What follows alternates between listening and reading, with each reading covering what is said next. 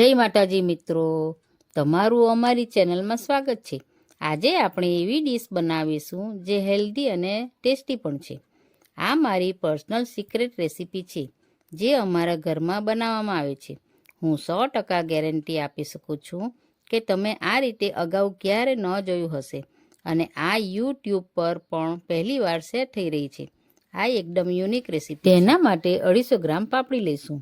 આ પાપડીને ઉબાડિયા પાપડી પણ કહેવાય છે। આ અમારા ઘરની પાપડી છે, અમે એને જાતે રોપી। સૌથી પહેલા પાપડીને સુધારવાની છે। પાપડીનો ઉપરનો ભાગ અને નીચેનો ભાગ આ રીતે તોડી લઈશું।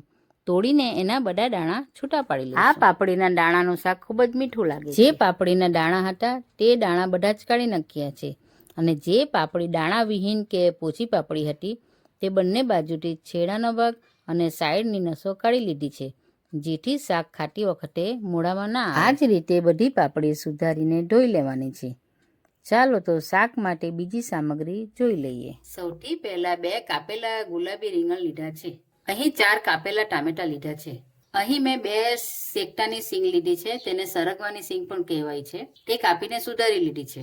250 ગ્રામ અહીં પાપડી લીધી છે। ચાલો તો હવે આપણે બનાવવાનું શરૂ કરીએ। એક કુકરમાં આપણે 3 થી 4 ચમચી તેલ લેશું। તેલ આપણું ગરમ થઈ ગયું છે, તેમાં આપણે 1 ચમચી અજમો નાખીશું। 1 ચમચી આપણે હિંગ એડ કરીશું। હવે આપણે ટામેટા ઉમેરી લઈશું। આપણે બરાબર મિક્સ કરી લઈએ। થોડી વાર આપણે આ રીતે ચડવા રહીશું। હવે આપણે 1 ચમચી આદુ લસણની પેસ્ટ ઉમેરીશું।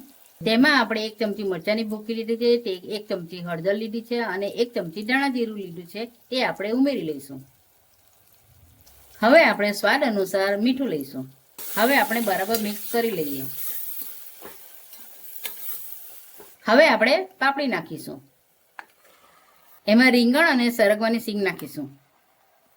હવે બરાબર મિક્સ કરી લઈએ। આ શાક પ્રોટીન, ફાઇબર, વિટામિન અને ખનિજ તત્વોથી ભરપૂર છે। હવે 1 ગ્લાસ આપણે પાણી ઉમેરીશું। હવે બરાબર મિક્સ કરી લઈએ।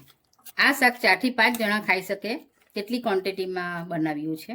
તેમાં આપણે 1 નાની ચમચી ગરમ મસાલો ઉમેરીશું। હવે મિક્સ કરી લઈએ। હવે આપણે કુકર ઢાંકી દઈશું। 3 સીટીમાં આપણું શાક રેડી થઈ જશે।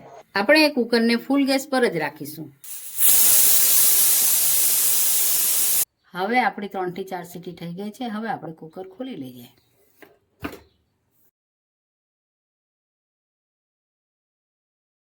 જો આપણું કેટલું સરસ શાક થઈ ગયું છે। ચાલો તો હવે આપણે સર્વ કરી લઈએ। આપણું શાક રેડી થઈ ગયું છે। અમે રોટલી જોડે સર્વ કરીએ છીએ, તમે રોટલા જોડે પણ સર્વ કરી શકો છો। જો નાના બાળકો સરગવાની સિંગનું શાક ના ખાતા હોય તો તમે પાપડીના શાકમાં સિંગ નાખીને પણ તમે આ રીતે આપી શકો છો। શિયાળાની મોસમમાં આ શાક ઘરેલું રીતે બનાવીને ખાવાથી સ્વાદ માણી શકો છો। પાપડીનું શાક જે ખાવામાં અત્યંત સ્વાદિષ્ટ અને ટેસ્ટફુલ લાગે છે। આ પાપડીનું શાક ઓછી મહેનત અને માત્ર 12 થી 15 મિનિટમાં જ બની જાય છે। આવી જ અવનવી રેસીપી જોવા માટે અમારી ચેનલને સબસ્ક્રાઈબ કરો અને બાજુમાં બેલ આઇકન દબાવવાનું ભૂલતા નહીં। ચાલો તો ફરીથી મળીશું બીજા વિડીયોમાં। આવજો।